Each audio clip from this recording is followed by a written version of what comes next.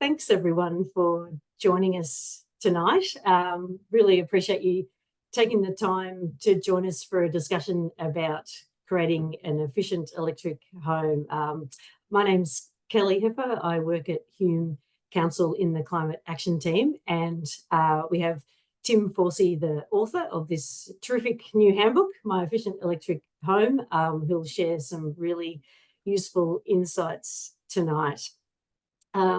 So firstly, I'd like to acknowledge that I'm on the land of the Wurundjeri Wurrung people of the Eastern Kulin Nation, and on behalf of Hume City Council, I pay my respects to elders past, present and future. So I know we've got a lot of people joining from outside Hume tonight. There's quite a movement towards electrifying people's homes. So just to locate us, we're in the northern suburbs of Melbourne, and our housing is a mix of established suburbs, rural properties, and also lots of new, rapidly growing areas as well. So yeah, many of us are sitting in Melbourne homes tonight. I know that I'm, warming the person, not the space, with my electric throw rug, but very topical to be holding this in winter when so many people are seeing those higher bills and wanting to work out how they can make a cozier home to enjoy. So Tim, if you could move to the next slide. I'd firstly just like to share a bit about what's on offer for Hume residents through our Hume Home Energy Help programs. So Council's very aware of the financial pressures that people are facing and keen to provide support for people to lower their energy bills, but also, of course, reduce carbon emissions and improve health and well-being by creating more thermally comfortable homes. And we made some specific commitments through our climate action plan.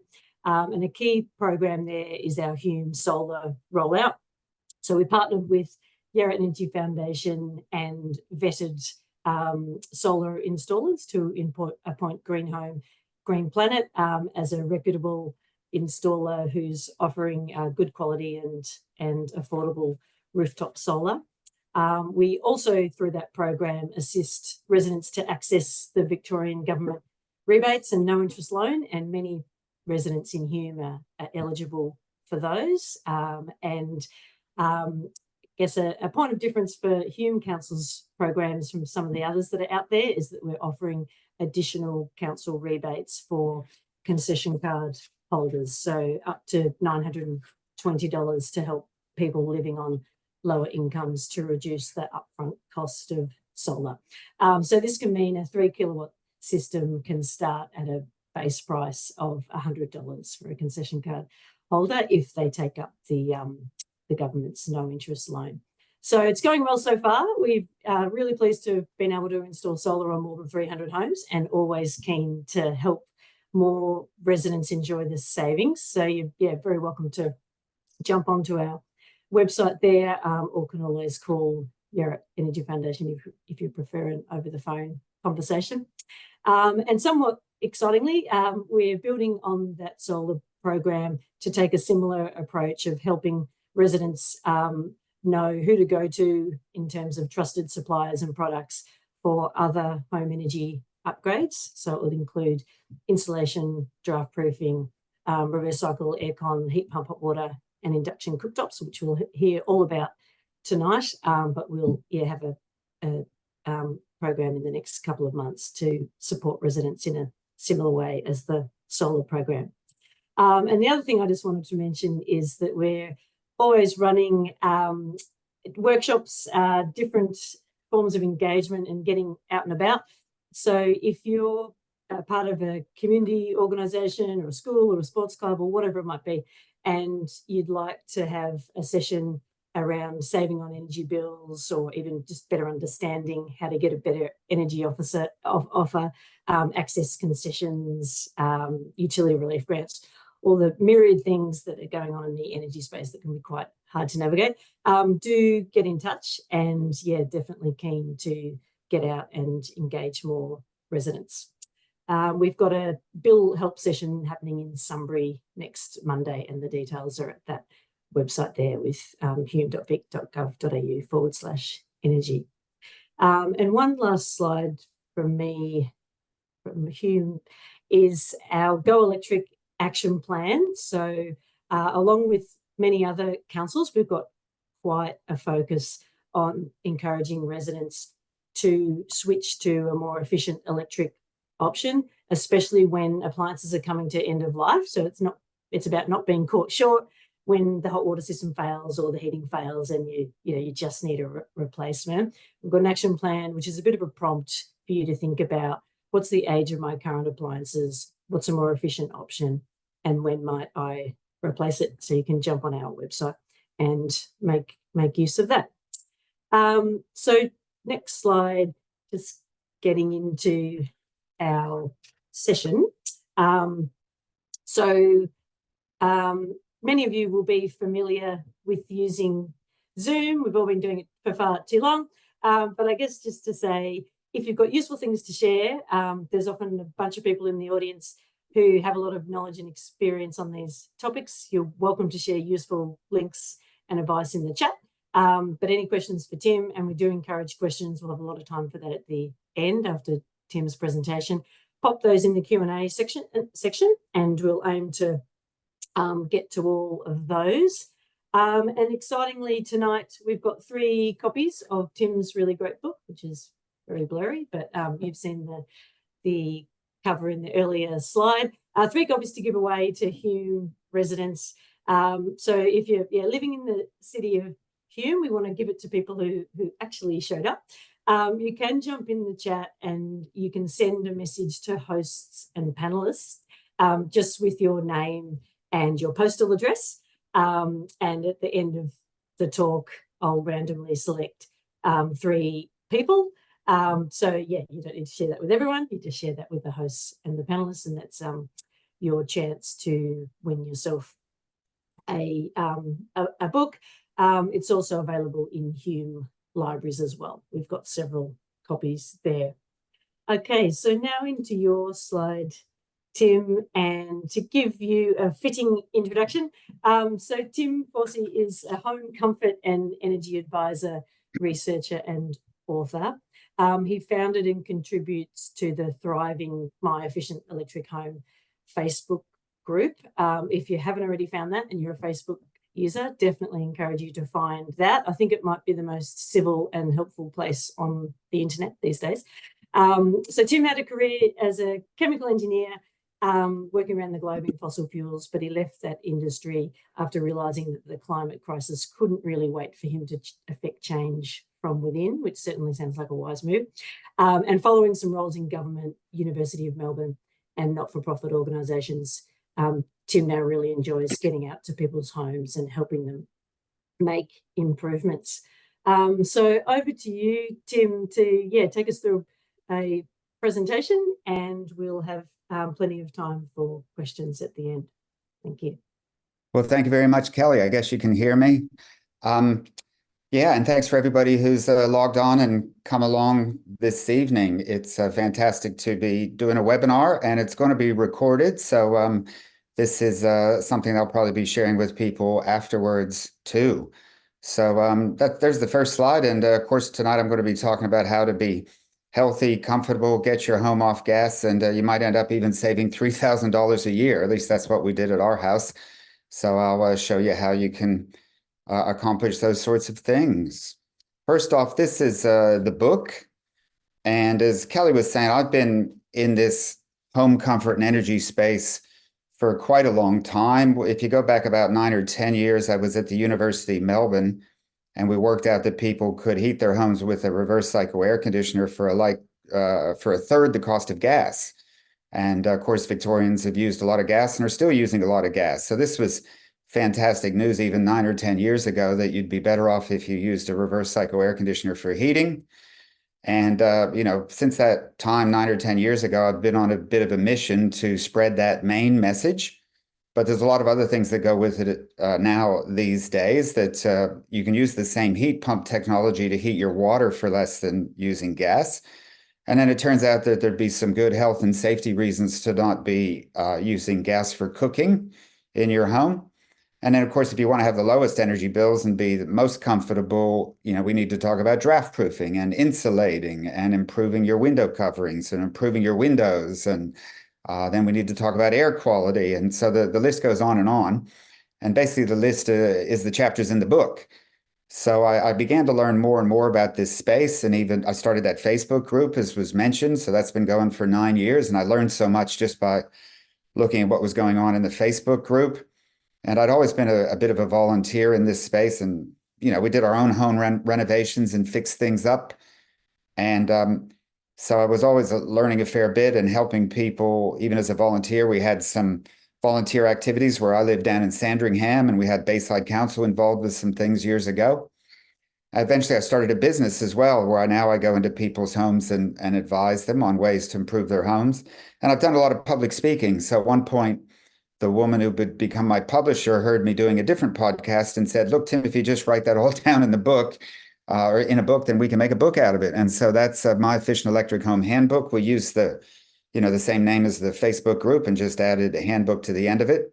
It's been out since the 18th of June, so not long. And I've been speaking about it quite a lot. I'll be traveling to Sydney and Canberra in the weeks ahead. And definitely it's had good interest all around the country. It's in practically all the bookstores, as far as I can tell. And it's even at Big W's. So people said, "Oh, you must be proud you wrote a book." And I didn't feel that proud, I don't think, until finally I saw it in Big W. And I said, "This is good. This is good. We've got this sort of information in Big W." So you can see all the different chapters there with all the different topics. We won't have time to get through all of them tonight, but we'll have a bit of a go until Kelly cuts me off at about 7:30. So here's a pack of slides. Oh yeah, this goes back 9 years and talks about that initial Melbourne Uni research where we worked out that you could heat your home with an air conditioner for a third the cost of gas. And back then, we worked out that an average Melbourne home could save $658 a year. So I know that, there's still people out there, they're getting gas bills where they're spending $10, $15, $20, $25 a day using gas to heat their homes, and they're getting enormous gas bills. The price of gas just keeps going up. And the one bit of good news is that we have the technology now, the reverse cycle air conditioner, which is a heat pump, and it can get free heat out of the air and heat your home relatively cheaply if you use an air conditioner. And here we said people could save $658 a year in an average home. Once I started the Facebook group, we started to find thousands of case studies of people around the country in the colder parts, whether that's Melbourne or Ballarat or Canberra or the Blue Mountains, that indeed they found they started to see these sorts of savings when they started heating with an air conditioner. So that's kind of where this story starts. But back then, 9 years ago, we published that research, but unfortunately, we published it right at the end of winter. So we quickly found that nobody cared very much as soon as the weather started to improve around Victoria. But I still wanted to spread the word. And the kids said, "Dad, you could use social media." And I said, "What's that?" And they said, "Well, there's Facebook." So I started this Facebook group, My Efficient Electric Home. We're up to 128,000 members. We have 1,000 members a week that have been joining steadily ever since the book came out. So I think there's some cross promotion going on. So if you're into Facebook, it's more than a chat. It's a searchable database. So you find the little search function and you can type in, whatever brand of hot water heat pump you're thinking of going for, or some other supplier, or type in any subject and you'll see, lots and lots of posts that go back over the 9 years. Somehow Facebook manages to store them all. So I call it Australia's largest database, or maybe the world's largest database of this sort of stuff, all in one place. So it's a resource, use it. But if you've done a search and you can't find what you're looking for, feel free to ask a question. We get like 50, 60 posts a day. And it's incredible, the total strangers, I don't know who these people are, but they chip in and they offer some reasonable answers. Some answers aren't that reasonable. It is social media, it's Facebook, it's the real world. It's your average person. So you have to try and figure out which is the good advice and which advice maybe isn't so good. But as Kelly was saying, a lot of people have said that it is definitely a good resource. But if you don't do Facebook and you'd like it boiled down a bit, well, there's also my book. So that's basically, the Facebook group makes it such a vast amount of information. If people need it boiled down a bit, that's kind of what the book is for. But like I said, we started to find lots of case studies where people were saving a lot of money by heating with their air conditioner and doing other improvements to their homes, such as you can see on the bottom from Jackie. She was in Canberra She used a reverse cycle air conditioner and she found that she was saving $1,100 a year. So, for the last year or two, certainly the cost of living has been much in the news. And so here's one thing we can offer that not only, helps you to use renewable energy and reduce carbon emissions, but also can save you some money and make your house more comfortable too. So now it's actually become a thing where we are getting homes off of gas, and even the Victorian government now is on top of this. They've got a gas substitution roadmap. They know we need to get the state off of gas because it's a fossil fuel, and also the cheap traditional supplies of gas from the Bass Strait are finishing up. So if we continue to use gas in Victoria, more and more of it will be coal seam gas coming down the pipelines from Queensland. And they're even talking about bringing liquefied gas in by ship to Geelong. So that's certainly not going to be cheap gas. Cheap gas is gone, but it's been the case for, nearly 10 years now, where it's been cheaper to heat with your air conditioner anyway. So you might as well start looking at these options. And so you too could abolish your gas meter, which can make a very nice place to put another pot plant outside or some shrubbery. So that's one of the advantages of getting your home off gas. This is the only chart I think that I'm probably going to show, and it's the only chart that's in the book, but it's our house. We're living in the weatherboard house, which is 100 and many, I think it was 1903. Yeah, that's when the house was built. And we fixed it up a few times. We've actually been here since 1994. But this chart starts in 2008. And it's showing the red stuff, that's gas, and the blue stuff is the electricity that we bought in 2008. Now, it's not showing it in dollars, it's showing it in energy units, kilowatt hours a year. But what you can see in 2008 is we were buying a lot of gas and a fair bit of electricity. The first thing we did in 2009 is we bought those first 6 solar panels, the old small 1 kilowatt system that was heavily subsidized by the governments back in the Howard and Rudd days. So we grabbed those 6 solar panels, and sure enough, our electricity purchases went down in 2009. And then across into 2016, we were draft-proofing, insulating, further improving some window treatments and putting in some double glazed windows. I mean, the house still isn't perfect. We're so low to the sand, we don't have underfloor insulation, and not every window is double glazed. And we don't have great window treatments on every window. But, we did improve some things over to 2016, which did reduce the gas use somewhat. But then in 2017 is when you can see the big change where we started heating with a couple split systems. So a couple reverse cycle air conditioners at either end of the house. And suddenly we saw the use of gas collapsed in 2017. Now, the gas industry says we can't do this sort of home electrification because we'll use too much electricity when we do that, and electricity use will go through the roof.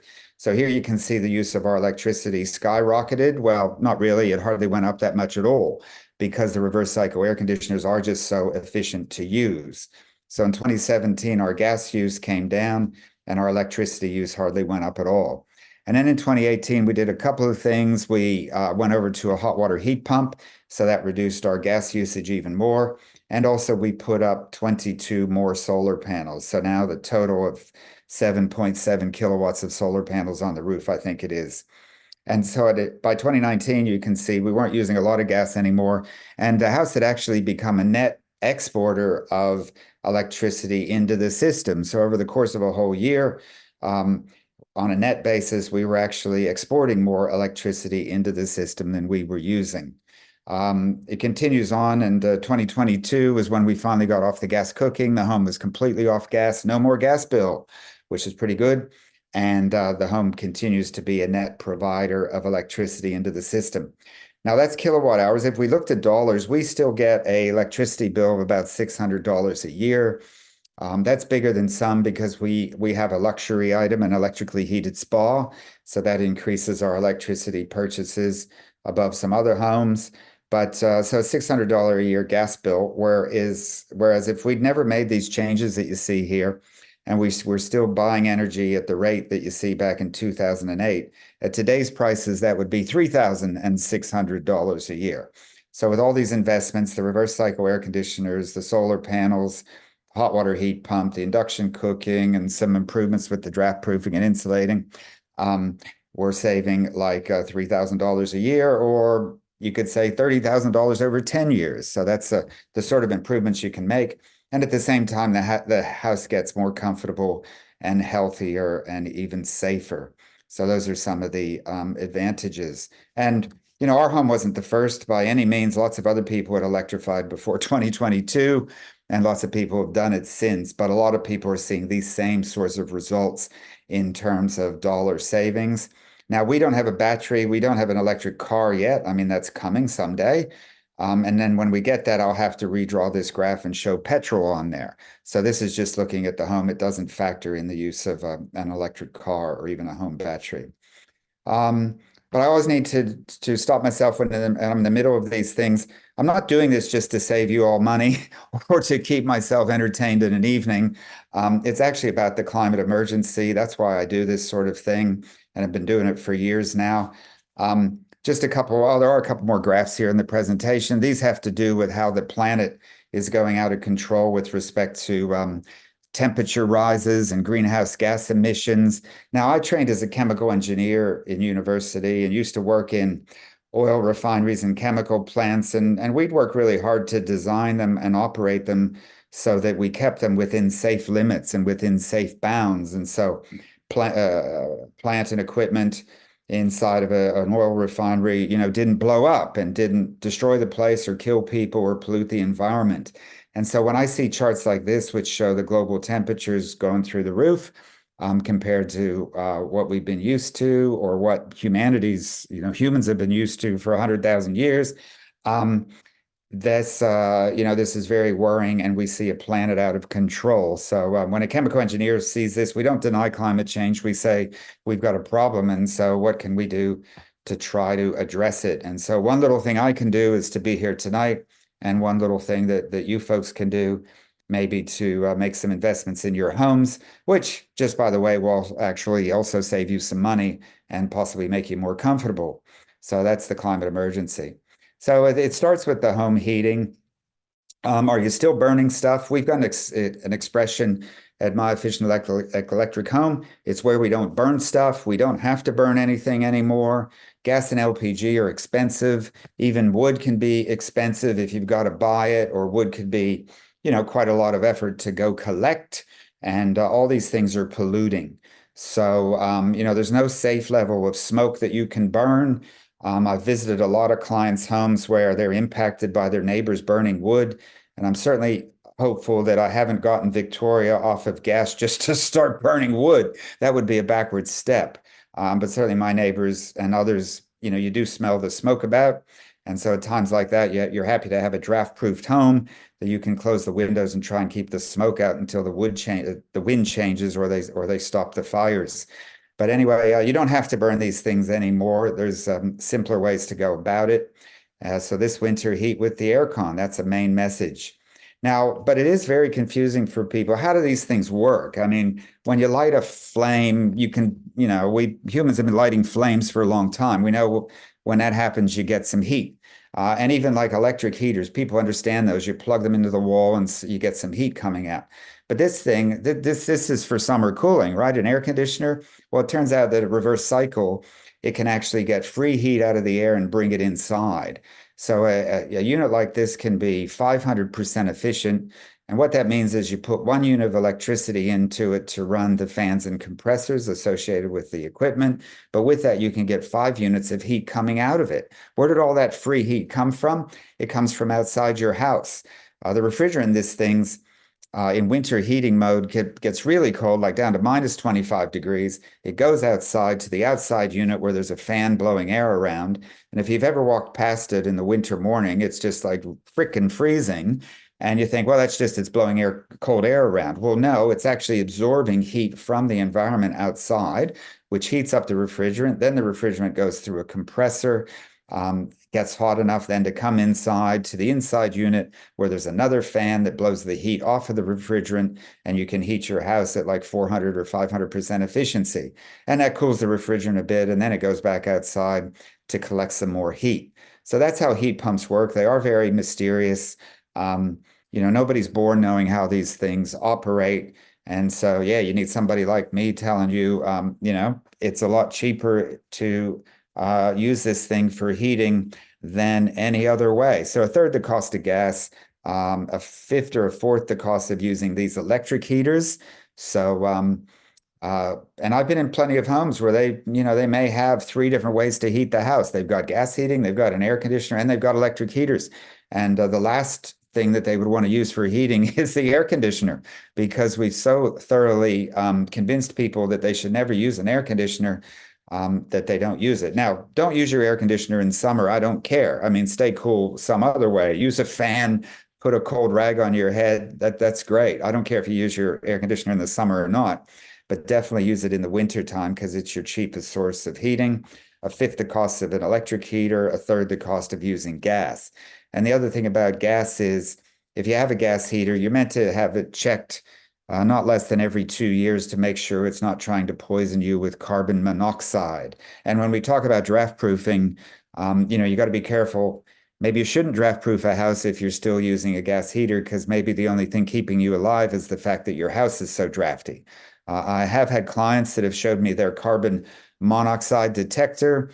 It was an older couple, but they weren't that old. They were falling asleep at 5:30 in the afternoon, and they thought, come on, we're not that old. And it turns out their gas heater was trying to kill them. And gas heating has killed people. So if you're still using gas, make sure you have it checked regularly. But better yet, stop using it and use an air conditioner for heating. It gets even better if you manage to have the solar panels on your roof, because if the sun comes out in Melbourne in the winter, then you can be running your air conditioner for heating, and that's practically free heat. Now, most times we run our air conditioner for heating in the morning or in the evening or on the coldest days when the sun's not that shiny. But if you ever do get a chance when the sun is shining, and Hume is probably one of the sunnier parts of Melbourne, so this is definitely about the cheapest heat in the world if you can get all this happening. So find the heat button on your air conditioner. It's the one where it says HEAT, heat. Push it if you've never pushed it before and see how it works for heating. And so this is what I've been doing, going around to house after house with clients. And so many times we're shutting off the gas valve of the ducted heating, because the ducted heating was pretty old anyway, and they had it checked for a long time, and they had the air conditioner sitting right there. So use the thing straight away. I mean, you can start saving immediately. And we are finally now starting to see that Victorian homes are using less gas these days, this year, than the previous year. So the use of gas is starting to decline in Victoria, which is fantastic news. It means people are using more renewable energy and saving some money. And the whole plan about getting Victoria off of gas is happening. And it's not a surprise when I see how old and ancient some of these gas heaters are. It's very rewarding when we can shut them off and get people over to the air conditioners for heating. But sometimes people will try an air conditioner and they'll say, yeah, Tim, I tried it and it didn't work that well. It didn't put out much heat. And I said, well, first thing to do is check the filter. And they say, well, what's the filter? And I say, well, that's, you got to lift the front panel of the air conditioner, and you might find, if you haven't cleaned your filter regularly, well, it is going to be dirty and it'll look like that filter there. So get that clean. That will give you the best chance of your air conditioner satisfying you. And even ducted gas heating should have a filter, which is the one that's shown on the right. Although I was in a home today where their ducted gas heating had no filter. And so, of course, it means their ducts are completely full of dust, which is fairly horrible. So I think the folks this morning, they'll be getting some air conditioners in and never be, they'll stop using that ducted gas heating altogether. Now, you can use the same heat pump technology to get free heat out of the air and heat your water. And so this is what a hot water heat pump can look like. This is a two-piece version, but there's also one-piece versions where the heat pump air conditioner part sits on top of the water tank. But probably this example, split into two pieces, shows you that it's just, basically like reverse cycle air conditioner, although this never cools. All it does is extracts heat from the air and puts it in the water. So that's a hot water heat pump. And again, this can be operating at 300, 400% efficiency, which is much better than gas is ever going to do. Oh, and I should have mentioned that if you get a new air conditioner, or if you get these hot water heat pumps, there are all sorts of federal and state rebates and incentives that you can get thousands of dollars off on the purchase of an air conditioner. So like if you don't have an air conditioner, if you get one and you stop using the gas heating, the Victorian government is going to contribute thousands of dollars to your purchase of that air conditioner. And the same thing with these hot water heat pumps. There can be up to three rebates associated with the hot water heat pumps. There's there's a federal renewable energy credit. There's a Victorian energy efficiency upgrade credits. And through the state agency Solar Victoria, there can be another $1,000 off on getting a hot water heat pump. So you can get a hot water heat pump if you're eligible for all three of those rebates fairly cheaply, maybe for $800, $1,000. So actually less than what you could install a gas unit for anyway. Oh my goodness, the client this morning there, they had bought a excellent gas hot water service 30 years ago, and it's still running today. But yeah, they had purchased it in 1994, so they'll be getting a hot water heat pump and taking advantage of all these incentives from the federal and state governments. And again, if you are lucky enough that you've got a roof that you get some solar panels on, a lot of us, we set our hot water heat pumps on a timer. So my hot water heat pump comes on at 11 o'clock in the morning when we're most likely to have some electricity from the solar panels. This thing only uses like 800 watts, so less than a hair dryer. That's all it needs to operate for 3 hours to absorb more heat from the air. And then it makes sure that the whole tank is full of hot water for the next 24 hours or more. So it's actually like a battery. We call this a thermal battery. It's a way for me to collect energy at noon one day and then have a hot shower at 6 o'clock the next morning.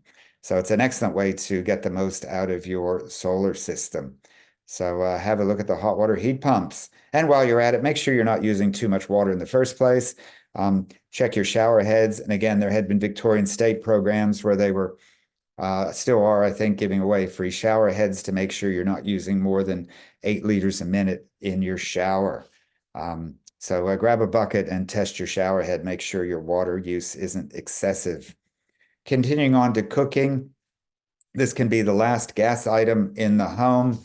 And so if you've gotten off the gas for heating, you've gotten off the gas for hot water, you're going to still get a gas bill, but for a tiny amount of gas, because it doesn't actually take that much gas for cooking. And the biggest part of your bill is just going to be the fact that you got to pay about $1 a day just to be connected to the gas grid. So you can get off the gas grid. You're gonna stay on the electricity grid, but you can get off the gas grid. That's one less energy bill you have to think about, worry about, or pay. And the other good news is that, well, good news, bad news. Recent health studies have linked like 12% of childhood asthma to cooking with gas in the home. I mean, my grandmother used to cook over coal. And so when gas came along, it was seen as a cleaner thing. And I suppose it was cleaner than coal. But these days, what's recommended is that you get an induction cooktop, which is the one on the left, which are very quick, very responsive, even quicker and more responsive than gas. It's digital. When I start cooking breakfast, I'll start on P for powerful, but very quickly it heats up. And so you got to dial it down to 12. And then before I put the eggs on, I might be down to 8. So, I just like the whole digital nature of it. And of course, you can see that it's it's just a glass surface there on the left, very easy to clean. You can actually use it for another food preparation area. Maybe you don't have a huge kitchen. So I chop onions on a cutting board on the induction cooktop, when it's not turned on. But I chop the onions underneath the extraction fan, the range hood. So that gets all the fumes from the onions out of the kitchen, which is nice. Now, induction cooking is not the one on the right. That's the old style electric or ceramic cooktop that burns bright red like this. And so these are a bit slow to heat up, slow to adjust. You can burn yourself if you touch them, and they're a bit slow to turn down. Whereas the induction is cooking with magnets. The surface doesn't really get that hot. I could move the wok over here and touch the glass surface, and it's going to be a bit warm, but it's not actually going to be hot because the magnets aren't trying to heat up the glass. They're just trying to heat up the metal pot, which is what they do. So that's the difference between induction and the old style electric. I mean, the old style electric works. If you have that, fine. You'll just find that the induction will be a bit more responsive. But anyway, sometimes I'll visit a home and they're not that, the homeowner isn't that excited about getting off the gas cooking. They're happy to get off gas for heating, gas for hot water, but they might want to stick with the gas cooking until, we find out that their child has asthma, in which case it goes right to the top of the priority list to get off the gas cooking. And you can get off gas cooking pretty, in like a day if you wanted to, because they sell portable induction cooktops. So on the right here, we see a Asian style restaurant in Melbourne where every table has their own induction cooktop. And on the left, you see a householder who has decided not to use the gas cooking, the gas cooktop there that's associated with that all-in-one oven and cooktop. And rather, they've got 3 induction cooktops there, portables plug into the wall. So you don't even need an electrician in that case. So this can be a way to experiment with the induction cooking or get onto it straight away if you're concerned about asthma in the household, until you can organize a permanent installation where an electrician will have to wire it into your breaker box. Again, these are a couple more portable ideas that we see members of the Facebook group have come up with. So that's how you get off gas cooking straight away. And I don't think Kelly mentioned about this one for Hume, but some councils out there, you're even seeing where they are, or libraries, where they're loaning out induction cooktops for people to try them and just see how they go. All right. But one other tip in the kitchen, make sure that your range hood fan is clean, just like that air conditioner fan I was talking about. It's good to get all the fumes and contaminants from cooking out of the house. Or into the range hood as well as you can. And if it's clogged up like with grease, that's not going to work that well. Again, that's another tip. If your child has asthma and you can't get off the gas cooking straight away, well, at least make sure the range hood is doing as good of a job it can to get the contaminants from gas. I mean, when you cook with gas, it's producing nitrous oxide, sulfur dioxide, carbon monoxide, unburned methane, formaldehyde, benzene, particulates, and other contaminants. So that's some of the stuff that ends up in your house if you can't get it out of the house. That's cooking. And so if you succeed in not needing gas anymore, you ring up your gas retailer and say, I'm not using gas anymore. How do we stop the account? And with that, they'll probably want to take the gas meter away. And then they'll probably want to charge you $220 plus GST to make the gas meter disappear. Some people pay less. I only pay $69 for my gas meter to disappear.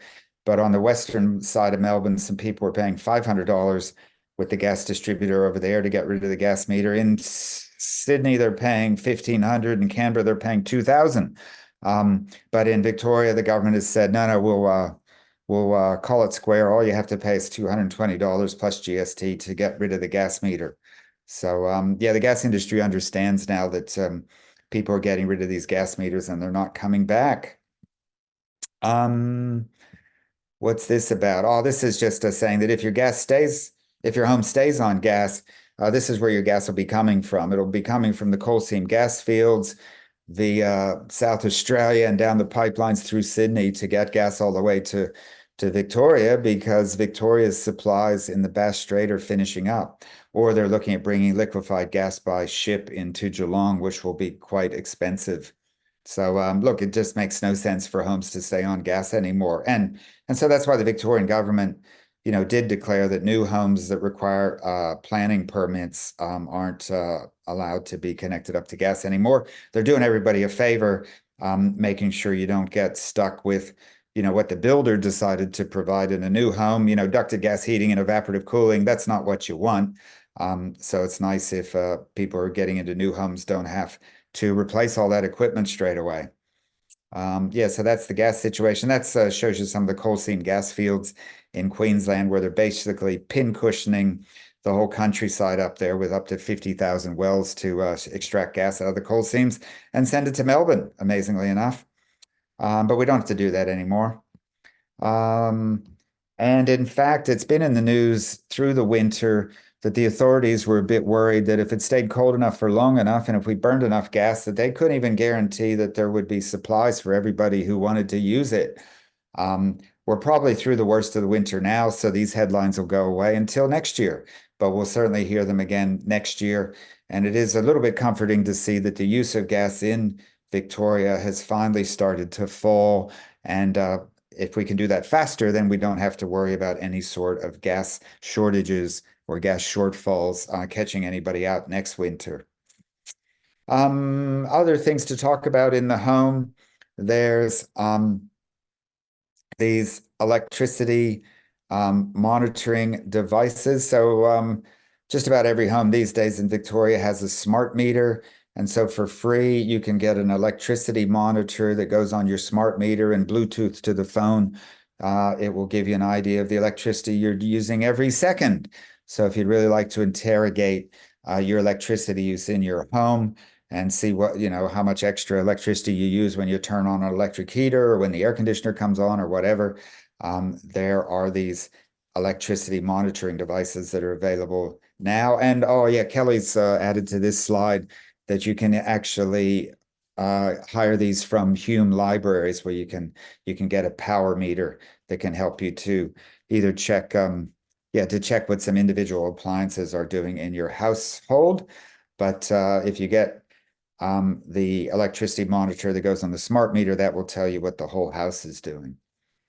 Okay, so those are topics having to do with energy and using electricity and getting off gas, but that still leaves all these other important topics in the home: insulation, draft proofing, windows and window coverings, and air quality, all those sorts of topics. So I'll keep talking for a few more minutes and we'll see what sort of questions that we come up with. But this completes the story because it's not just about, the way you heat your house, but it's also how well you can keep the heat in a house. Because basically our homes aren't thermos bottles, they're more like leaky buckets. As soon as you start to bring some heat in, it tries to leak away, out through the windows, out through the walls, out through the floor, etc. So what can we do about that? Well, insulation is one. And so one of my top tips, after heating with your air conditioner, the other thing is poke your head up in the manhole if you've got one, into the roof space if you've got one, and check out your insulation. And you might find you've got insulation up there, but it's not where it's meant to be because someone went up there to install the NBN or replace a light bulb or to fix a water leak, and they moved the insulation bats out of the way and they never put them back. So this is just, well, A, it's horrible, but also B, it's relatively easy to fix. Sometimes people can do this DIY safely or get a professional there to put the insulation that you already own back where it's meant to be. Otherwise, this is just a dreadful situation where you're going to be leaking heat straight out through the plaster. Plaster's not an insulator.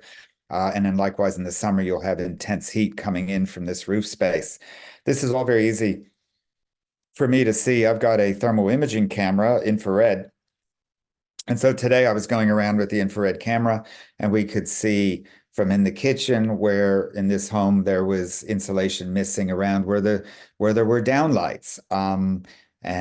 So then of course you can crawl up in the roof space and confirm all that and say, yep, that's they're missing some insulation there.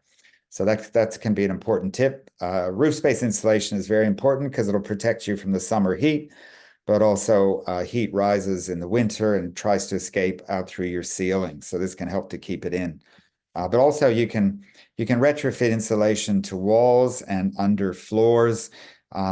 Floors, sometimes you can do DIY. The recommended method is stapling up these long rolls of polyester insulation under the floor. If you've got access, you can hire professionals to do that. And you can also retrofit insulation in the walls. There you see our weatherboard home where we had one wall that we hadn't insulated, after all the renovations, etc. There was one wall that still remained uninsulated, but we were able to get this crowd in to drill some holes through the weatherboard and to pneumatically blow in basically basically like a chewed up fiberglass material that goes into the walls and does a great job. Even reduces some of the sound, sound coming in from the neighbors. So there can be some other advantages. Window treatments, make sure that you've got some decent blinds or drapes, trying to keep the windows warm on a winter night. Also helps to keep some of the heat out in the summer. And there can be some other nifty tricks. Well, here's a plastic window kit you can buy, which is basically like cling wrap, if you can cling wrap your windows. Or an even easier thing is bubble wrap. So certainly Some people find it interesting that you can bubble wrap windows, and it's almost as good as double glazing. Still lets some light through, and kind of, if there's nothing else you can do, well, that can be an important thing. My daughter was renting a place, and my grandson's room was quite cold, and there was a lot of moisture from his breath condensing on the window on a cold morning, and the room was just cold. They weren't overheating it. They weren't heating it much. So by putting the bubble glass on the windows, the bubble wrap on the windows, that helped to keep a lot of heat in, and you also didn't get the moisture condensing on the glass then. And there wasn't much to see outside that window anyhow, so the bubble wrap still lets some light in. So that can be a trick. Whilst maybe you do save up for double glazed windows somewhere down the track, which can be a real game changer in a home. Air leakage, draft proofing. What you see in the bottom right corner there is what is known as a blower door test. It's actually scientifically possible to see how leaky a home is by putting this blower on the front door. They mask off the rest of the door and then turn the blower on. It tries to suck all the air out of the house. And then you can run around with a smoke machine and you can see where all the air is rushing into the house from the bathroom fans or from above the refrigerator or around the skirting boards or the architraves of the windows, or the windows themselves might be leaky. The experts know where all the usual places are that a home can leak, but you can also scientifically prove it. So, look, there's a lot of tips in the book, of course, about draft proofing and other references that you can go to online, such as Green It Yourself. That's Lish Fayer out of Canberra. She's got a lot of tricks and tips and DIY videos, that sort of thing, if you want to get the caulking gun out and start sealing up some drafts. But whilst you're draft proofing, remember air quality. So draft proofing can improve your air quality if, for example, it can keep smoke out of a house. So if we have a bushfire or a factory or chemical complex on fire or something, and it's putting smoke out into the atmosphere, well, if your home is draft proofed, then you can close up the windows and be a little bit confident that you can go for a period of time without that smoke directly coming into the house. And also you can save some energy because your heat won't be leaving, but you do need to open up windows when, the air is good outside. We all breathe out carbon dioxide, not poisonous carbon monoxide, but carbon dioxide.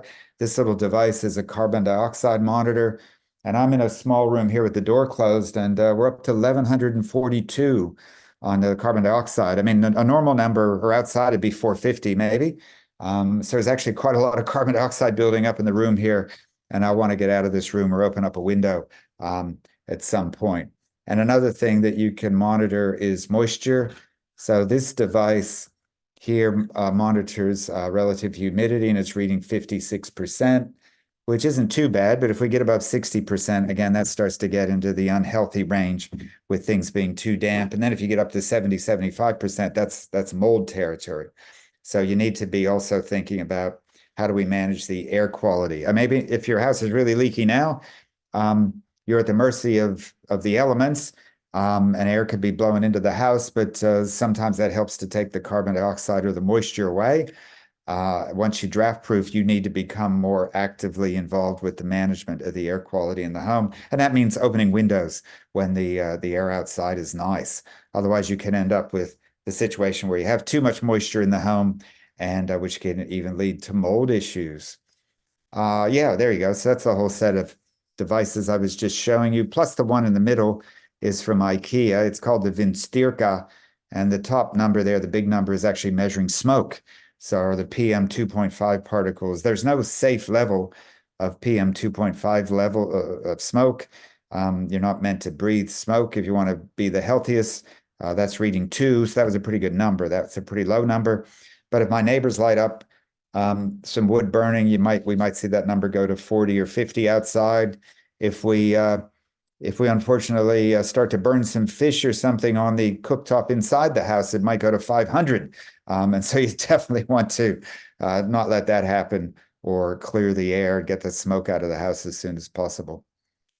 Oh, here's a tip. Don't hang laundry around the house to dry, because this can lead to excessive moisture in the home and, this sort of mold situation. So people say, well, how am I meant to dry the clothes then? I don't have a clothes dryer, or I don't want to use, one of those inefficient old style dryers. Well, turns out that they've invented these days very efficient 7 to 10 star heat pump condensing clothes dryers, which condense all the moisture into a little bin up here on the left-hand corner. So it's basically like a dehumidifier for clothes. It uses a heat pump refrigerant system inside to dry your clothes. And while it's condensing the water into the bin, it collects the heat of condensation and uses that again to dry your clothes. And that's why you can use one of these things at a third or a quarter the cost of an old style clothes dryer. Sure, hang your clothes outside to dry if you can, but in Melbourne you can't all the time, can you? We know this. So if you have to use a clothes dryer, check out these 7 to 10 star dryers that they have these days. This just shows me dumping the bin. So it's a bit of a video on Facebook. You can find it, the Facebook group. And it shows me just pulling out the bin of water. You can get like a kilogram of water there from, just drying a load of laundry. If you weigh your clothes when they're wet and then after they're dry, they're a kilogram lighter. That's water that if you didn't dry them with this method, if you just hung them around the house, that would be a ton of moisture that you would be adding to your home, which isn't the best thing to do from a health aspect. There you go. I think that's it for the slides. And yeah, by all means, check out this book. There's more tips. I didn't recite all 50,000 words tonight. Only got through about 10,000. And by the way, I'll be in Eltham Thursday night at the Eltham bookstore doing another event. And there's a whole series of other events that I'll be doing in the coming months. As we tell people more about some of these things they can do at home. All right. Now, figure out how to stop the screen share. Here we go. Sure. Yeah. Okay. Terrific, Tim. Thanks so much. Yeah, that was a brilliant little whirlwind through your book, and it is a very conversational read. So I encourage anyone to pick it up, and it's certainly an easy one. So on that note, I'll announce our 3 winners that we've drawn out, sort of Hume residents who I'll get a book out in the post to them. So we've got Carmela from Broadmeadows, Joanne from Craigieburn, and Raquel from Sunbury. I do have the details of other people who submitted too, so I'll see what might be possible. But definitely have some books out in the mail to people. So we've got a bunch of terrific questions, Tim, and especially that very fluffy image of a filter that you showed us. I think it was a call to action to all of us to open the front of our split systems and take those filters out and clean them. There's a question straight up about how often we should be doing that. Yeah, and so I say to folks, well, as often as it gets dirty. Okay. But so I'd say, go clean it and check it 6 weeks from now. And if you find it's dirty, well, then maybe that means you should be checking it every month and so forth. Or you'll figure out probably what is a decent regime. As soon as you start to see dirt on there, you should clean it off. It'll just make the system run better, and even a bit healthier air quality for the home. What else was I going to say about that thing? I think I just lost my train of thought on the filter. I'll probably come back to it. Something else I wanted to say. That's right. And servicing as well is different from the filter. So the filter we can just do ourselves by just tilting the front, take out the filter, vacuum them or brush them. But servicing, do you recommend every year or every 2 years, or like actually getting someone in who right. give it a proper? Yeah, so the filters can be DIY. So lift that front panel very gently, grab the tab on the filter, and it's kind of a curved thing. So pull it down as it curves around. I usually vacuum them off, but then you can soak them in a laundry sink with a little bit of soap and leave them sit there for a while and then dab them off with a rag. Because sometimes you'll even find grease on there. Maybe you've just bought a house and you've moved in and you don't know the history of the air conditioner. There might have been smokers there before, or sometimes you find cooking grease. So if the air conditioner is close enough to the cooktop, you can find some cooking greases getting in there. If your air conditioner is very close to the cooktop, sometimes they've suggested people don't run the air conditioner when you're cooking. Certainly run the extraction fan hard to try to get the grease away from the air conditioner, but you may not want to run the air conditioner when you're cooking because you might grease it up. So anyway, you can see some grease on those filters, and so you could clean that off, let them air dry, and then put them back. But yeah, what about maintenance? Now, you don't need a lot of maintenance for these things. Like the outside unit, keep it free so that air can blow around the outside unit. Don't put your rubbish bins next to the air conditioner outside. Don't have weeds and plants and other things next to it, or a bicycle or whatever. Let air get to the thing outside. So that's about the maintenance that's required outside. Now inside, we did have our air conditioners cleaned at about the 8-year mark. And why? Well, I work in this business, so I should finally see how all that works and what's involved. But I actually thought also one winter when I turned it on that I smelled something. And I'm like, aha, this is probably a good time to have it checked. And so sure enough, the guy came and he tore a lot of the plastic parts off that I would have been a bit scared to do. And he dribbled some detergent on the heat exchanger inside, and then that detergent drips out the condensate drain line outside. So that's one way to clean the heat exchanger. But the main thing was on one of the little plastic bits, he found some mold. And so that was probably what I was smelling. And so he cleaned that off and put it back together. Now, it turns out that on our Daikin brand air conditioners are quite sophisticated. They actually have a mold-proof button, which I had not always been using, the mold-proof function. So what is it? And where does the mold come from? Well, in summer, when you're using it for summer cooling, it dehumidifies. As it cools the air, it condenses moisture out of the air. And again, that should drain out the condensate line. But if you suddenly shut off the air conditioner that you've been using for cooling and walk away and don't come back for, a week or something like that, you've left moisture behind, and maybe that's where you can get mold happening. So the mold-proof button is simply the machine running it in fan-only mode for a half an hour after you've shut off the cooling cycle. So you don't need a mold-proof button. You could do it yourself. When you shut off cooling, put it onto fan-only mode for a half an hour to just dry everything out. And that might mean you never get this mold issue. And so maybe you could go even longer than 8 years without having a professional look at it. But if you've kind of inherited some air conditioners, maybe because you've just come into a rental or you just bought a home, you might want to. And if you go to clean the filters, and if you look inside in the heat exchanger inside, it's got aluminum fins on it, kind of like the radiator of a car. If it looks a bit dirty in there, then yeah, you could get some professionals in. They'll probably charge you $300 or something to clean the air conditioner, and then that kind of sets you to a clean state, and you can go from there. The thing I wanted to mention was, yeah, with the cleaning of the filters, and whether it's every 6 weeks or it's a month, the thing is, once you start using an air conditioner for heating, you are going to use it a lot more in Melbourne than you ever did before. Because, in a lot of our homes, some people might only use an air conditioner in summer for 10 or 15 or 20 days at the most. Whereas you might find yourself using it for 150 days across, late autumn and winter and early spring. So you usually end up using the air conditioner 10 times more than you did before, which means you should probably clean the filter 10 times more than you did before. So you might have been able to get by, cleaning it every 2 years when you're only using it for summer cooling, but you might need to clean it every 6 weeks in the wintertime. Yeah, thanks for that. And servicing and cleaning the filters, it definitely makes a difference. You certainly notice once you do it. To change tack a bit, Jim has had 3 or 4 businesses in quotes, he says, come around door knocking, offering to put those door draft strips on. He asks, are they fair income businesses or are they crooks out to check your house for a break-in? What's Tim's hot take on that?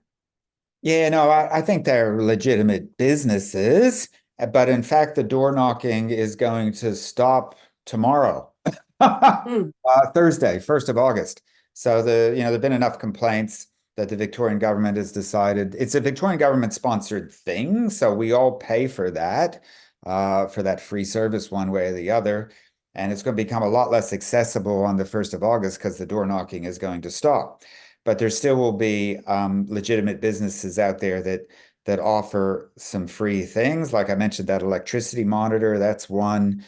Um, and some of this draft proofing things. And in years gone by, it was the light bulb replacement. We were wanting to get away from the halogen downlights and incandescents onto the LEDs, but that program I think has finished a while ago. So they are legitimate businesses. However, some of the things like the bottom door seals that they would apply, it's really disappointing how quickly those things would fall off. And it's almost a shame that the government was supporting that. So if you ever are getting a free service, I mean, keep an eye on what they're doing, and try to encourage the people that are installing things to do as good a job as possible. That's the problem with free things. Sometimes it's not a great product that you end up with. Yeah, I've just shared in the chat the link to the Victorian government's Victorian Energy Upgrades weather sealing page, and that lists the businesses who are registered and are legitimate.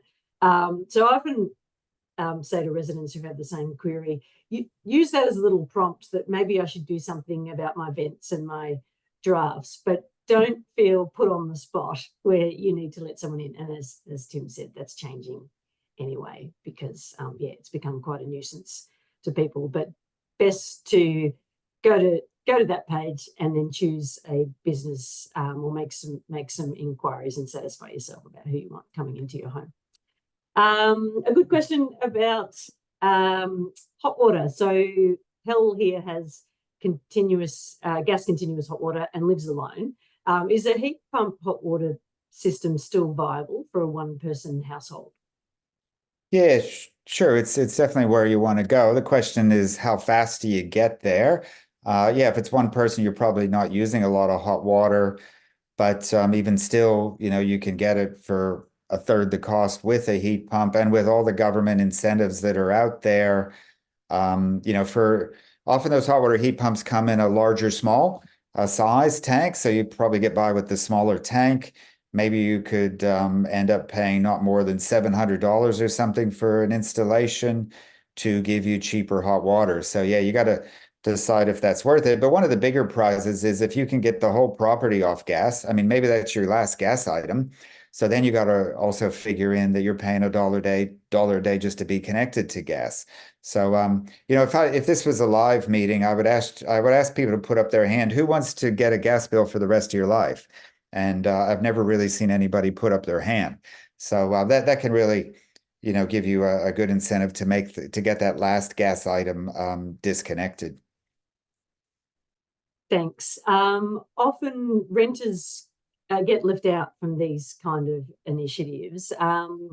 What sort of changes can renters make when landlords are often slow to move, or don't see the direct benefits themselves? Yeah, and so I even devoted the last chapter of the book just to renters, and I went back through the book and picked up all the tips and the ones I thought that would be most relevant for renters. Again, renters can pick the best way to heat.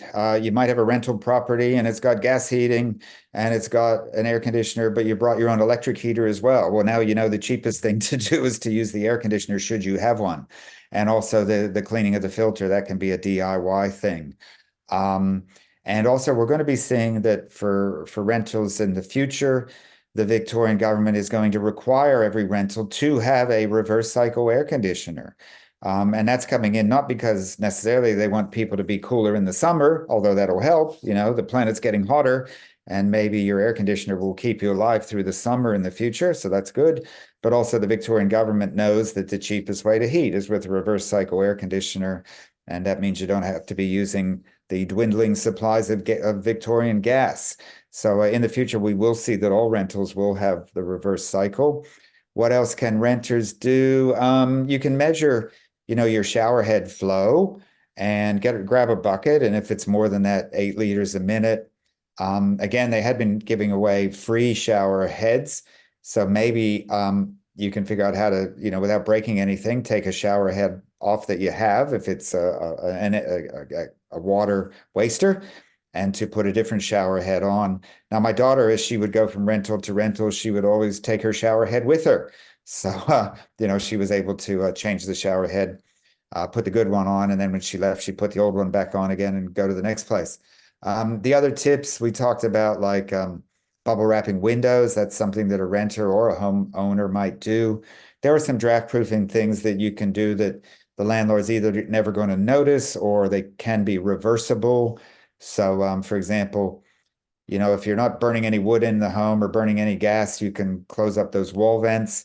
So you might come up with a system with tape, etc., that you can tape up some covers over the wall vents, which will keep a lot of the air from moving through the house. But if you think the landlord won't like those, perhaps you can take them down again as you leave. I've got the caulking gun out and have draft proofed 3 or 4 rentals that my daughters have had in ways that the landlord's never going to notice. Like, for example, underneath a window, underneath an architrave or above, you might find that no one's ever caulked them up properly. So for the first time, I caulked them up properly, and the landlord's not going to complain about that. That's the way that it should have been from the beginning. But of course, you should only tackle these things if you think you're up to it, and you're not going to get into trouble in any way. I suppose in the book, there's a few other tips for renters. Well, like we said, the portable induction cooktop that plugs into a wall. So if you don't really want to be using the gas cooking, you can do that. Yeah, like at the Facebook group, My Efficient Electric Home, sometimes we talk about, what renters can do and some other tips and tricks. Great, thank you for that. And from next October, when there's new requirements come in that you mentioned, it also includes ceiling insulation.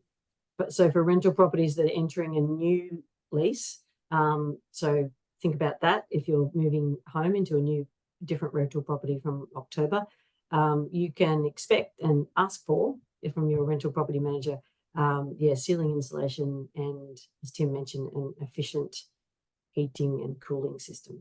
Electric reverse cycle.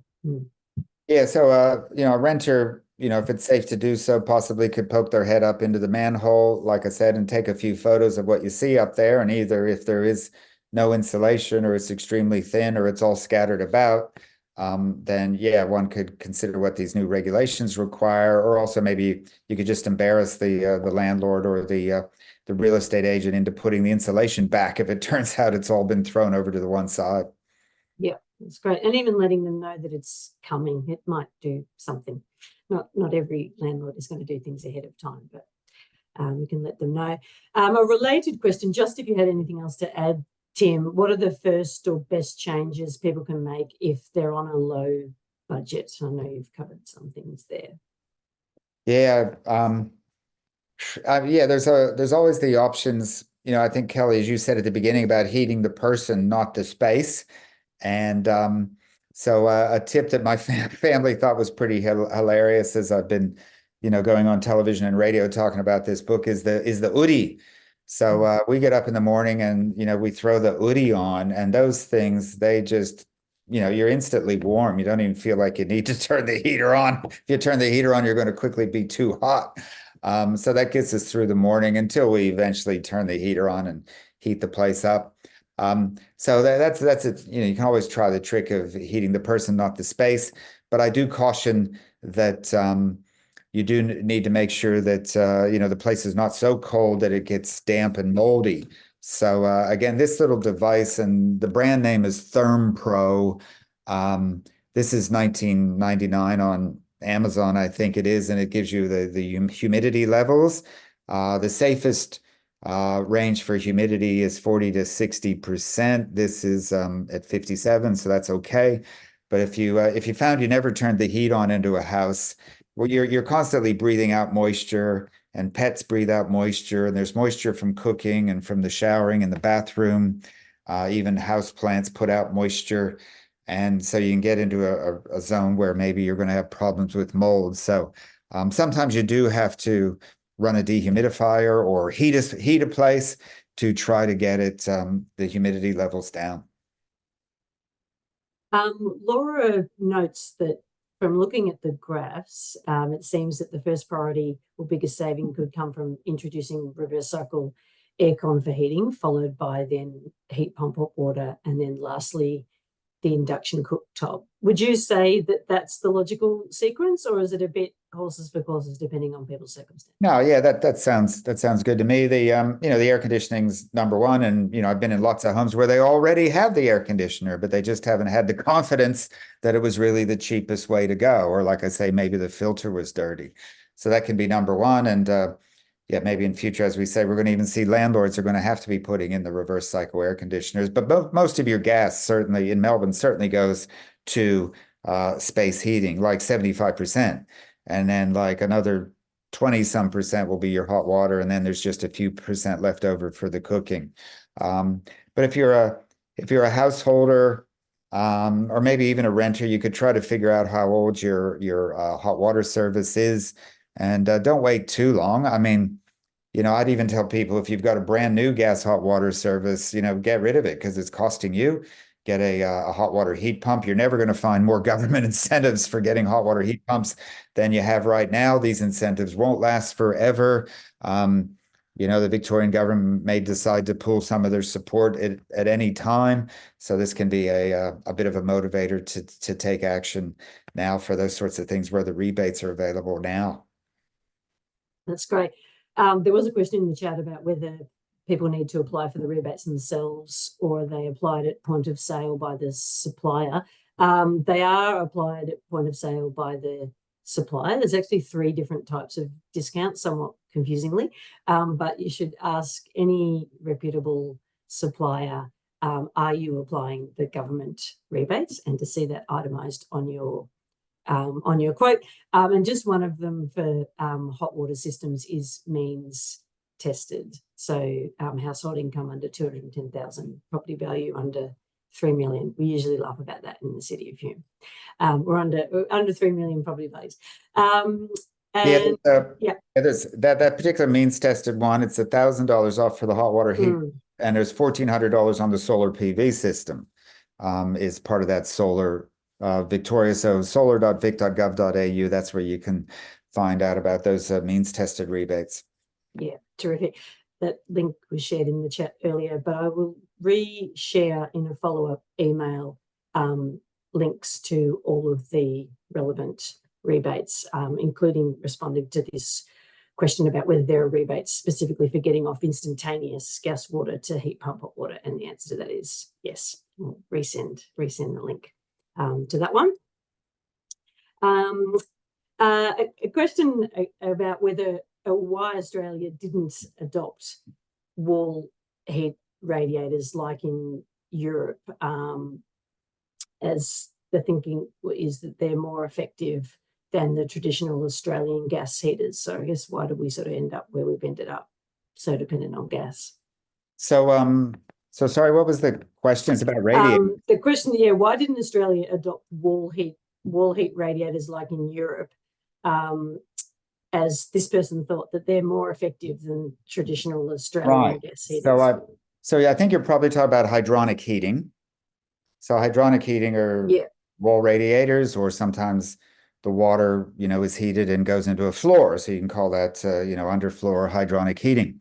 And some Australian homes, Melbourne homes, of course, have that. And traditionally that's been fueled by gas. These days you can get hydronic heating that is powered by a heat pump. So it's basically a reverse cycle air conditioner that collects heat from the environment and puts it into that water. So you can get a heat pump based hydronic heating. Now it's not going to be cheap. And a story I tell is my son bought a home and it came with 3 air conditioners down one side and gas-fired hydronic heating.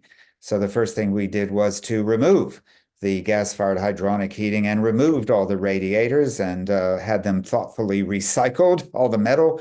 And my son put a couple other air conditioners on the other side of the house where there was a couple more bedrooms. Because, the happy thing about Melbourne is, I grew up in America where we had ice and snow and 20 degrees below zero. Melbourne's not going to get 20 degrees below zero. So you don't need hydronic heating. You don't need radiators to be comfortable. And so in my son's house, that example, they'll just use the air conditioners for heating. They double in giving you summer cooling. I mean, you can't cool your house in summer with hydronic heating. whereas you can cool your house in summer with a reverse cycle air conditioner. And instead of investing money in a hydronic heating system, my son will be improving window coverings and improving some insulation and improving some draft proofing. And so when you get into that situation where your house is not bad, in terms of that leaky bucket that I showed before, you've sealed up quite a bit of the bucket, then you'll find that you can be comfortable with a reverse cycle air conditioner just ticking over in the background. You don't need hydronic heating to be comfortable. Whereas if your house is really poor, then yeah, one of the nice things about hydronic heating traditionally has been that you could go and sit your backside on the radiator and at least you knew your backside would be warm sitting on the radiator. But we shouldn't have to live like that. Rather, our whole house can be comfortable and warm with just an air conditioner ticking over in the background, once we've done the draft proofing and the insulating. Terrific. Induction cooktops. Do people need to replace their pots and pans? Right. So your pots and pans need to be able to respond to a magnet. So it's practically that simple. So grab your favorite pots and pans and the fridge magnet and check them out. So cast iron will work, and certain types of stainless steel will work. Some types of stainless steel won't work, like usually the copper bottom ones, I find that they don't work, and aluminum won't work. So we had like one of those aluminum Bialetti coffee things. We had to get a stainless steel Bialetti coffee thing where the stainless steel responds to the magnet. So that's about the test for that. Terrific. And your advice on what size or type of insulation is worth installing? Yeah, so in the roof space, particularly if you're having a new build or something, you're probably going to find they've got, they'll get R5 or R6. So that relates to a thickness of insulation. And that's what you'd have to put in there to meet the new 7-star requirements, like for a new build or a substantial renovation. But it's not just about the thickness, it also needs to be perfect. I mean, if you've got like just 5% gaps exposed in the insulation because someone shifted the insulation or they didn't do a perfect job, you'll find that, you thought you had R6 insulation value. It's actually only R3 just because you've got like 5% gaps. And the analogy is, say it was really cold and you went to bed with a Doona, you're not going to be that comfortable if your Doona had all sorts of holes through it. And the same thing is true with the roof space insulation. So that's about what you want in the roof space. In existing homes, you may find that you've got something that amounts to about R2 now. So it can be an opportunity there to add more bats or blow-in material to get it up to something like R5, R6. In the walls, if it's a retrofit, well, you put in there what you can. So, you get to about an R2 or maybe a bit more level in the walls. And similarly under the floor, if you put those polyester rolls under there, that's about R2.4. Yeah, you do all those things, and that's job done with the insulation. You don't really need more than that for the Melbourne climate, and then you can start focusing on the draft proofing in the windows. Great. Changing tack to solar. So the declining feed-in tariff is often on people's minds. What's the likely future for the feed-in tariff on excess power generated, and will people be limited to a certain maximum amount that they could export to the grid? Right. So in the good old days, you could get paid like 60 cents a kilowatt hour for feeding a kilowatt hour of electricity into the grid. But those days are gone. Let's forget about those. In fact, they totally expire. I think it's November this year. So you'll still find some people on the old 1 kilowatt system still getting the big feed-in tariff, but that finishes up this year. And so these days, the feed-in tariff you can get might be as low as 3 or 4 cents, or maybe 5 or 6. So it's the economic advantages. I mean, we still need heaps of solar on roofs. We're still burning a lot of coal in Victoria. I mean, there are plans for those coal plants to retire, but hand in hand with that, we need a lot more solar, we need a lot more wind, we need a lot more battery energy storage, and we need to be more efficient with what we do. So if you want to put solar panels on your roof, particularly if it's a pretty good roof, getting a lot of sun, go ahead and do it. Sometimes it doesn't always just come down to economics, but if you are looking at it economically, you will want to self-consume as much of the electricity as you produce as you can. And so that's where you look at strategies of having an all-electric home for sure, having a hot water heat pump that can come on in the middle of the day like mine does and soak up some electricity. So that's like a battery. And then I guess another big potential electricity user will be the electric car. So some people, if they don't have solar yet, you may do it hand in hand with getting the electric car because, you'll be, particularly if the car is home during the sunlight hours at home, you can plug it in and be getting some pretty cheap fuel that way. But certainly the best economics for solar these days are where you can have a reason for self-consuming it. I mean, if you've got a swimming pool and you need to run a pool pump, or you've got a spa, or you've got a big family and you're drying a lot of clothes or something like that, then you'll be able to make the solar system pay off faster than someone else who's, hardly ever home. They're not home during the day, and they go on holidays in January when the solar system is producing a lot of electricity. You might find it harder to get an economic payback. Case in point, my son put a big solar system on his house, and I calculated that for him, actually, it's probably going to be like a 9-year payback. Is that good or bad? I mean, it's not super duper, but it's actually a little bit better than, him putting the same money into a term deposit. I mean, at least you don't get taxed on the money you save with your solar system, whereas you would get taxed with having money in a term deposit. So there can still be some good reasons to have solar, but on the other hand, sometimes I put solar as one of the last chapters in the book because it may turn out that there's a lot of other places around the home where you could be investing in things that will have a better payback, reduce carbon emissions, and make you more comfortable. Thanks. A couple of window-related questions, and I'm mindful we've got 10 minutes of our actual time, but we can stay longer if people are happy to stay longer, but we'll try to get through the questions that we've already got. Do outdoor roller shutters help keep the heat in? And as a question about not being able to afford double glazing, so your opinion on the performance of Clear Comfort or those similar products of the plastic window film? Yeah, the roller shutters, I mean, they're external on the window. And so they can be good from a security point of view. And they'll also keep a fair bit of sun and heat off in the summertime. But yeah, surprisingly to me, they actually do have a significant impact in the winter, particularly, on those cold, clear nights where it's not so windy. But a lot of heat could radiate out through your windows and out into outer space. So yeah, you're better off using the roller shutters there at night. So with any of these things, whether it's blinds inside or shutters outside, one of the key things is to actually use them. So I've been in homes where, it's getting a bit chilly and I'm like, let's put the blinds down. And the client says, oh yeah, I never do that. And I'm like, well, let's put them down. And then they suddenly say, wow, it's a lot warmer in here than it used to be, because they wouldn't bother with the blinds. So I run around the house manipulating like 22 sets of blinds twice a day. It means that I don't have to have a gym membership by getting all that exercise. So the roller shutters help. The blinds or drapes inside definitely help. All those other things, whether it's bubble wrap, Clear Comfort was one brand of film, Duck film or Duck brand film was another thing. And there's also a couple more permanent solutions, but not as expensive as full double glazing replacement. I mean, if your window frames are fine, you might find that the application of what is called secondary glazing, this is acrylic plastic,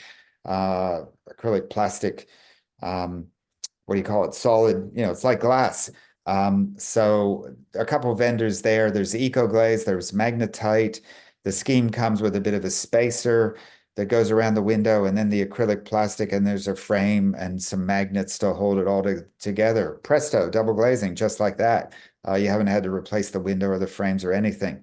So that works, practically as good as double glazing. Again, our Melbourne climate is not that severe. It's not, as cold as it was when I was a kid. My parents had triple glazing in the 1970s in America. Just about anything we can do to our windows in Melbourne will make them, a lot better, practically good enough. So yeah, if you can't spring for the double glazing straight away, there are other things you can do. But then again, if you've got one particular door or window where the frames are rotten, and maybe you sit next to that window a lot on a cold winter night, or it's in your home office and you'd like the office to be more comfortable, you might prioritize certain glass windows or doors in a home and say, right, we can't afford to double glaze the whole house, but some of these other windows are getting pretty old, or they're the old style aluminum type or whatever. And it's like, well, let's just treat ourselves to upgrading some of the windows. And does the window film insulation prevent condensation as well? Yeah, about anything you do, such as the plastic or the secondary glazing, acrylic plastic, or the double glazing, it's going to keep um, that inner surface warmer. And if you can keep that inner surface warmer and your moisture levels low enough, if you don't get that surface below the dew point, then you're not going to get moisture condensation. So like with our single glazed windows, if we've let moisture get a little bit out of hand in the house, maybe from some cooking or something, and I haven't run a dehumidifier, I might, and if it's one of the coldest winter mornings, got down to 3 degrees last night, very still night, then, I'll be able to come upstairs where the single glazed windows are, and I'll see some moisture on the windows. But downstairs with the double glazed windows, at the best, there might be a tiny little fog in one corner on the double glazed windows in our bedroom. Which is a fairly damp place because we've been there sleeping all night long, breathing out all night long. But at most, I might see a little bit of fog in a corner of a double glazed window because it's kept that inner surface above the dew point, so the moisture is not going to condense out. It'll go find somewhere else to condense out. It'll go find the coldest part of the house, which may be on a window, and that's fine. You should mop that up with a chamois rag and get moisture down the drain, because it's a worse situation if the moisture's gone to the bottom of your wardrobe or whatever and started to make your leather shoes moldy, for example. That can happen. So great. Let's see if we can have our fast responses to our last few questions in our last few minutes. So Margaret's asking about whether ducted gas heating systems can be removed. So in her case, hers sits on the roof externally and then has vents into the ceiling in each room. She doesn't have a gas meter anymore, so the old heating system should be removed, but she's worried about the cost. Right. So she's not got a gas meter. She's not on gas anymore. That means she's heating with an air conditioner, I presume. But she's still got this gas furnace up in the roof space, and the ducts themselves maybe, and maybe still the outlets that come through the ceiling. Look, in most cases, you're just going to leave all that steel and metal up there, the furnace.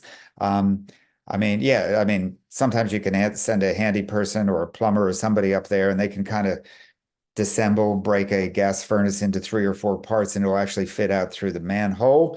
But maybe it went in there, before the tiles or the roof was even fully put together. So sometimes, they're putting in the gas furnace before they finish building the house, which means it's going to be hard to get it out again. So you leave it up there forever, I guess. And the ducts probably similarly. Now, what you might want to do is if you have penetrations through your ceiling from that ductwork that, you're no longer using, you might want to get a plaster in and fix up the ceiling and make all that disappear. And then at some point, get up into the roof space and make sure it's all perfectly insulated as well. So that's what my son-in-law is doing right now. My daughter and son-in-law bought a home. It had the ducted heating through the floor, the evaporative cooling, but they know the drill. They know the house needs to be gas-free because dad's coming. So, yeah, very quickly they put in 3 reverse cycles, and my son-in-law is becoming a bit expert at plastering up the holes in the ceiling. A related question, which would you recommend for a reverse cycle air conditioning, split systems or ducted with the ceiling vents? Yeah, you're the most efficient way, and what you'll find will be the cheapest way to, as far as the equipment you have to buy, will be what I call a not ducted, situation. Whether those are ordinary split systems. I mean, there's split systems that go up on the wall.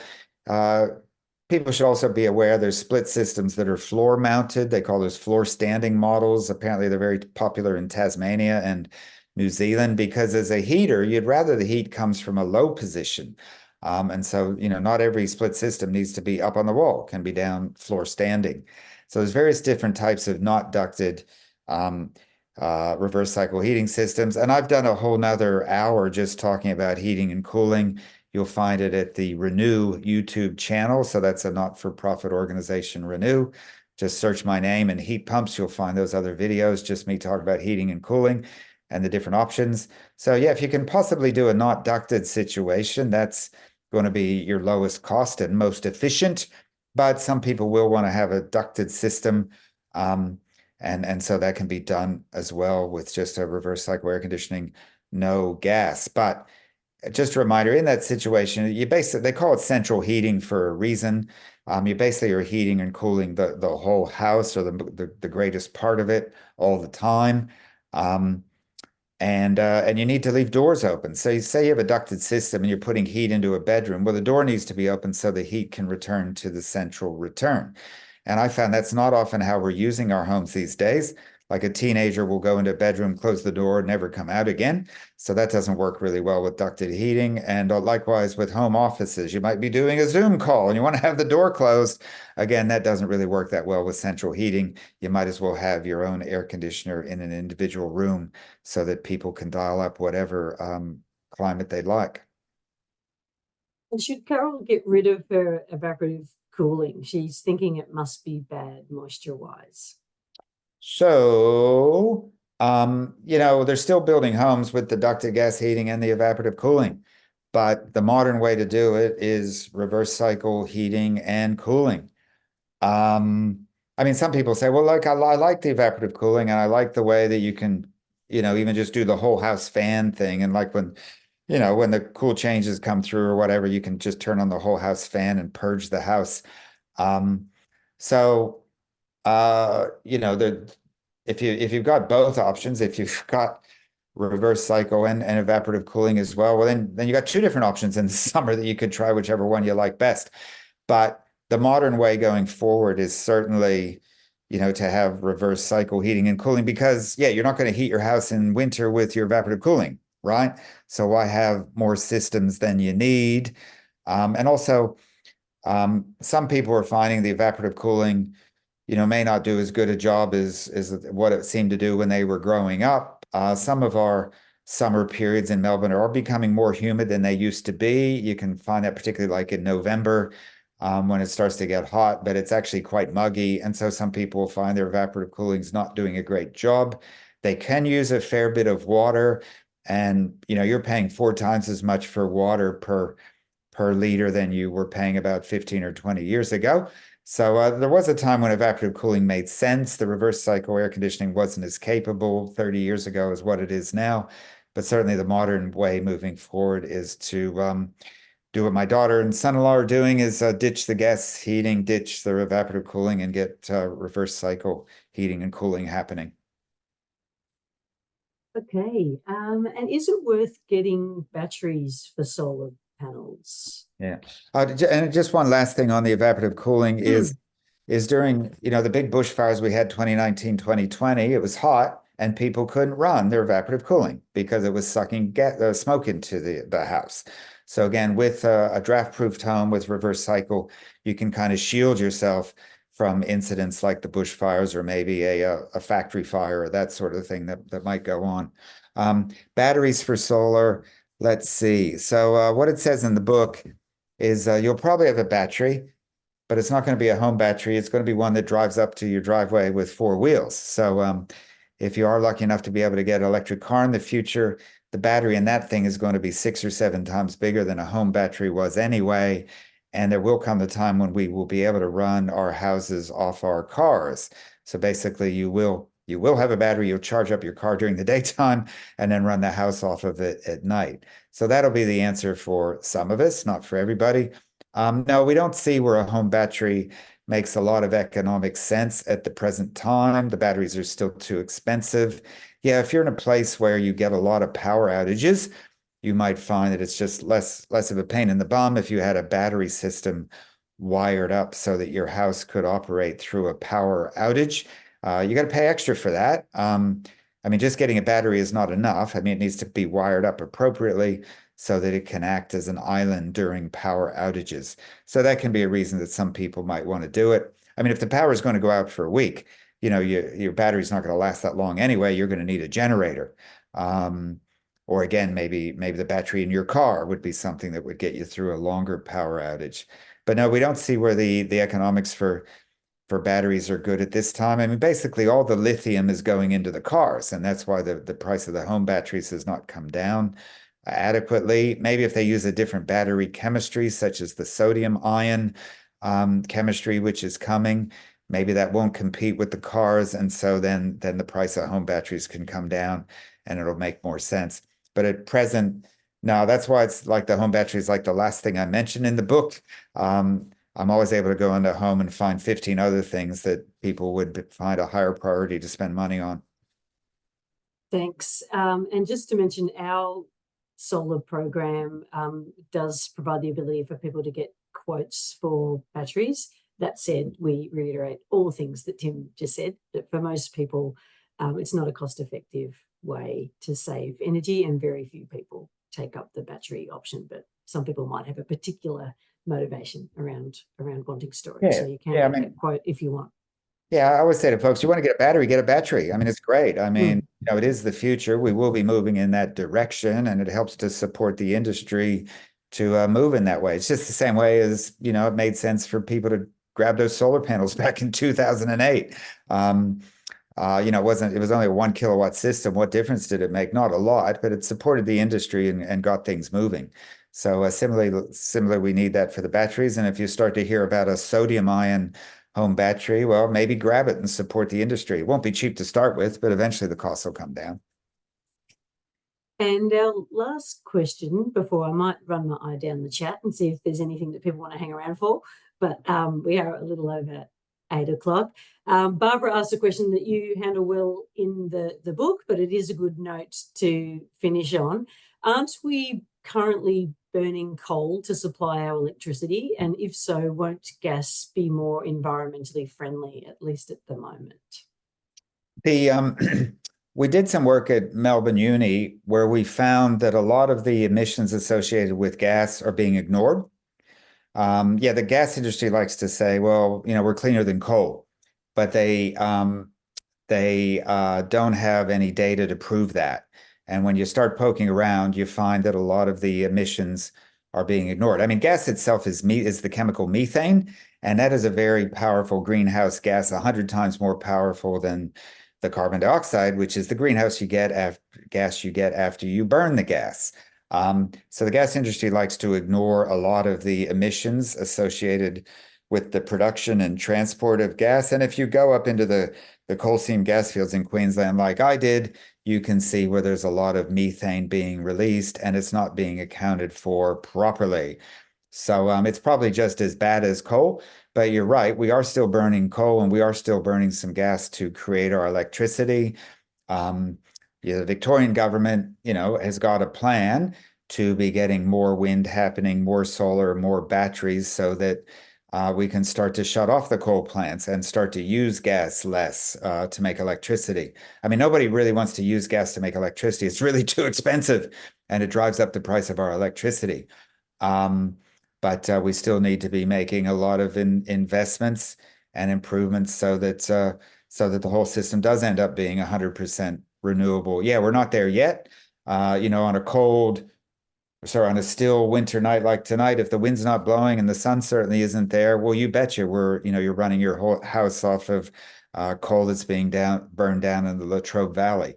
But the more and more investments we can make in the wind, the solar, and the batteries, that helps to make it more renewable. And any other improvements you can make to your home to use less electricity during those times where we're most likely burning coal. That's when it's to be avoided. But if the sun's shining, whether you've got solar panels or because your neighbors do, that will be a time when it's more likely your electricity is coming from renewable sources. So that can be a good time to be, doing things like running your hot water heat pump or charging your electric car. thank you so much. I think we have, exhausted every question, which has been terrific. So many terrific questions and engagement from everyone who has participated here tonight. So thank you for that.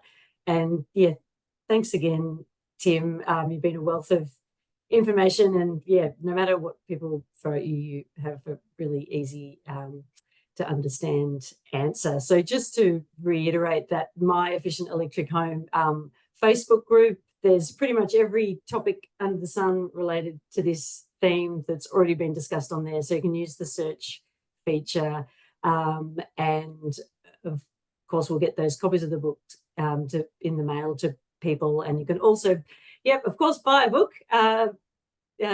Tim's currently on his, book tour circuit. Buy a book or borrow it from Hume Libraries.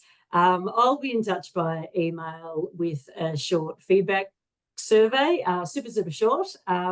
We always want to know, did our events hit the mark? What you would like to see more of in the future from Hume Council to help you create an efficient, more comfortable electric home. That email will also include a bunch of resources that we've talked about tonight, especially the rebates and things that are available, because there's quite a lot out there.